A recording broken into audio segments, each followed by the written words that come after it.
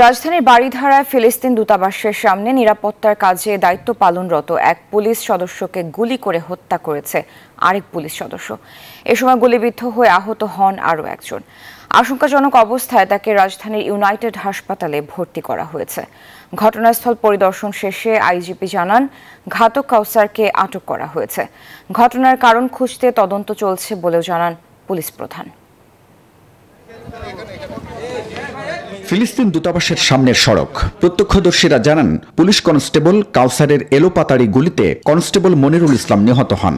এ সময় রাস্তায় পড়ে থাকা মনিরুলকে দেখতে গেলে জাপান দূতাবাসের গাড়ি চালক সাজ্জাদ হোসেনকেও গুলি করেন কনস্টেবল কাউসার। তাৎক্ষণিকভাবে তাকে ইউনাইটেড হাসপাতালে নিয়ে যান প্রত্যক্ষদর্শীরা।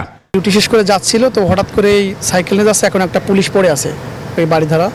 তো জিজ্ঞেস করতেছে যে ভাই এখানে রুগী পুলিশ পড়ে আছে কেন? এটা কম মাত্র ওকে গুলি করছে। ওকে গুলি করার পরে তা শুনছি যে ওর হাতে করছে, পেটে করছে, আর হচ্ছে পায়ে মনে হচ্ছে। তো এটা করার পরে ও ওইভাবে পড়ে আসছিল। পড়ে যাওয়ার পর পাশে হয়তো অ্যাম্বাসির হয়তো দুটা পুলিশ ওকে নিয়ে তারপরে এখানে আসছে।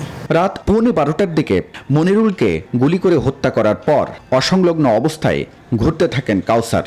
সেখান থেকেই তাকে গ্রেপ্তার করে পুলিশ। কিছুক্ষণ পরই ঘটনাস্থলে আসেন পুলিশের আইজি সহ ঊর্ধ্বতন কর্মকর্তারা। সেখান থেকে সংগ্রহ করেন আলামত। আইজিপি জানান, অন্তত 20 রাউন্ড গুলি করেছেন ঘাতক কাউসার। তবে কেন তিনি নৃশংস হয়ে ওঠেন তা নিশ্চিত করে বলতে পারেননি তিনি। আমরা জিজ্ঞাসাবাদ করব, জিজ্ঞাসাবাদ করলে আমরা যে তথ্য পাব সেটা অনুযায়ী আমরা তার বিরুদ্ধে ব্যবস্থা নেব। যে লোক এটার সাথে জড়িত তাকে আমরা ইতিমধ্যে ধরে ফেলেছি। তো এটা জানাটা বোধহয় খুব কঠিন হবে না। সব জায়গাতেই আমাদের লোক ছিল এবং আমাদের লোকেই যেহেতু এটা করেছে, আমরা যেটা বুঝতে পেরেছি এটা কি কারণে খুব ঘটেছে এটা আমরা একটু খতিয়ে দেখছি। নাম প্রকাশে অনিচ্ছুক কয়েকজন কনস্টেবল জানান, কয়েক মাস আগে দূতাবাস এলাকায় ডিউটি রোস্টার পরিবর্তন হওয়ার পর থেকে রাত ও দিনে অন্তত 16 ঘন্টা ডিউটি করতে হয় তাদের। এতে অনেকেই মানসিকভাবে বিকারগ্রস্ত হয়ে পড়েন।